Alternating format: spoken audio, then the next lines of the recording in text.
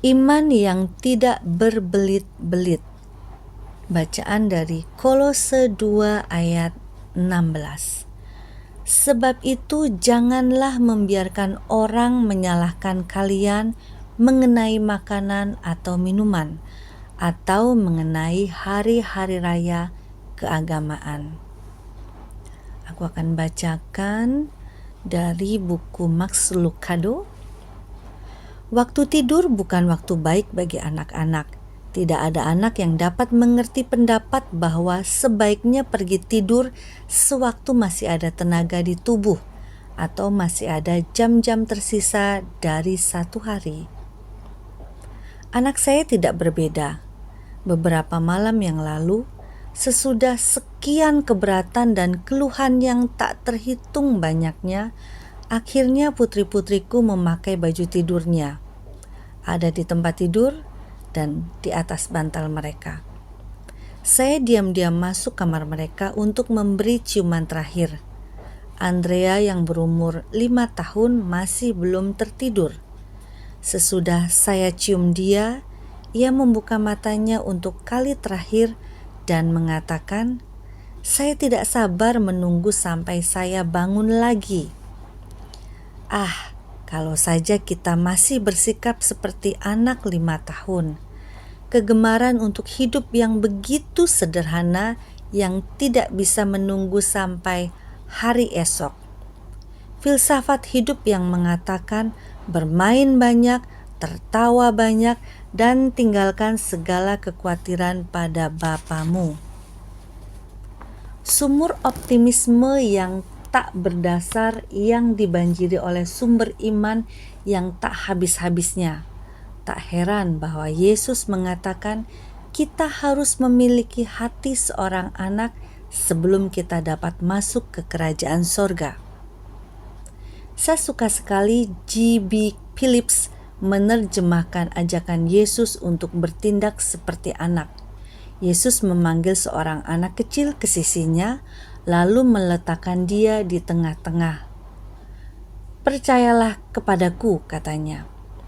"Kecuali kalian mengubah seluruh pandangan hidupmu menjadi seperti anak kecil, kalian tidak akan masuk kerajaan surga." Perhatikan kata-kata mengubah seluruh pandangan hidupmu, bukan suruhan yang sepele. Lepaskan kebiasaan memandang hidup ini sebagai orang dewasa. Pandanglah hidup ini melalui mata seorang anak. Nasihat yang perlu sekali bagi kita orang dewasa yang terlalu berpikir waras, terlalu serius, terlalu fokus, dan tukang ngomel. Nasihat yang perlu bagi kita yang selalu mau bermain jadi dewa atau memikul dunia dan kesulitan-kesulitannya di pundak kita. Kata-kata bermakna bagi kita yang jarang mengatakan, "Saya tidak bisa tunggu sampai saya bangun," dan lebih sering mengatakan, "Saya tidak bisa tunggu sampai bisa pergi tidur." Dalam satu hal kita seperti anak-anak. Kita mengeluh mengenai tempat tidur mereka. Kita mengeluh mengenai tempat tidur seperti mereka. Hanya saja kita mengeluh karena harus turun dari tempat tidur dan bukan karena harus naik ke tempat tidur. Tidak sulit untuk mengetahui mengapa begitu.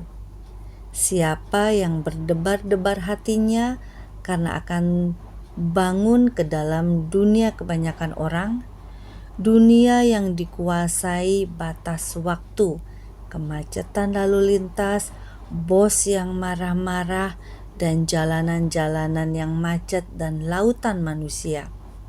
Menempelkan kepalamu ke bantal jauh lebih menarik daripada bekerja terus-menerus.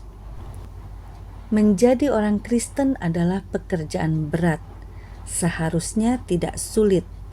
Agama yang rumit tidak diciptakan oleh Tuhan. Dengan membaca Matius 23, Anda akan yakin. Itu adalah merupakan serangan Kristus terhadap agama yang bersifat hiburan. Kalau Anda membayangkan Yesus sebagai orang yang tidak tegas, Anda harus membaca bab itu dan melihat sisi lain daripadanya. Seorang bapa yang marah karena perbuatan anak-anaknya yang salah. 6 kali ia menyebut mereka munafik. 5 kali ia menyebut mereka buta. 7 kali ia mencela mereka, dan sekali ia meramalkan kehancuran mereka. Tuhan rindu menyelamatkan umat-Nya. Tuhan berinisiatif untuk menyelamatkan anak-anak-Nya yang telah jatuh ke dalam dosa. Dan jangan sibuk hanya dengan segala ritual liturgi ibadahmu, tetapi milikilah hubungan pribadi dengan Tuhanmu, penyelamat hidupmu, pemilik hidupmu, penciptamu. Sederhanakanlah imanmu, carilah Tuhan dengan sungguh-sungguh. Carilah kehendak Tuhan, carilah kehendak Bapamu di sorga.